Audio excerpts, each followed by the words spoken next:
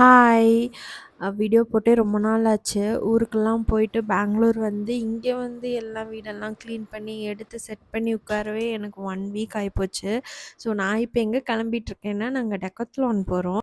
பையனுக்கு balance bike வாங்குறதுக்காக போயிட்டுருக்கோம். பேலன்ஸ் பைக் வந்து எங்களோட பக்கெட் லிஸ்ட்ல இருந்தது. 2nd பர்த்டே அன்னைக்கு நாங்க கிஃப்ட் பண்ணணும் அப்படின்னு. ஜூன்ல பர்த்டே முடிஞ்சிருச்சு. அ ஏன் இவ்வளோ நாள் ஆச்சுன்னா, நாங்க பர்த்டே அன்னைக்கு ஒரு பார்ட்டி அரேஞ்ச் பண்ணியிருந்தோம். அந்த பார்ட்டிக்கு ப்ரிப்பேர் பண்றதுலயே நாங்க 2 பேருமே பிஸியா இருந்துட்டோம். கடைசி நாள் தான் வந்து, "ஐயய்யோ! நம்ம கிஃப்ட் கூட எதுவுமே வாங்கலையே!" அப்படின்னு ரொம்ப ஒரு மாதிரி இருந்தது. சரி ஓகே நம்ம இன்னைக்கு பார்ட்டிய முடிச்சிடலாம், அப்புறமா பார்த்துக்கலாம் அப்படின்னு விட்டோம்.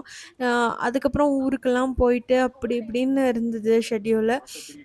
சரி ஓகே நம்ம ஊருக்கெல்லாம் போயிட்டு வந்து நம்ம பொறுமையா போய் வாங்கிக்கலாம். அவசர அவசரமா போய் வாங்க வேணாம் அப்படின்ட்டு தான் நாங்க இப்போ போனோம். இப்போ போயிட்டு அவன வந்து சரி சும்மா எப்படி ஓட்டுறான் அப்படின்னு அங்க ட்ரையலுக்கு சைக்கிள்லாம் இருக்கும்ல, அத எடுத்து ஓட்ட குடுக்கும்பொழுது நல்லாவே அவன் ஓட்டுனான். ஓகே ஓட்டுறான்.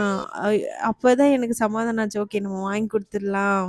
வீண் போகாது வாங்கி குடுத்தா அப்படின்னு சொல்லிட்டு வாங்கி அத அசெம்பிள் பண்ணி அவன்கிட்ட இந்தா ஓட்டு அப்படின்னு குடுக்கும்பொழுது எங்களுக்கு ரொம்ப ப்ரௌடா இருந்தது. எனக்கும் சரி, நவீனுக்கும் சரி எல்லாமே லேட்டா தான் அமைஞ்சது.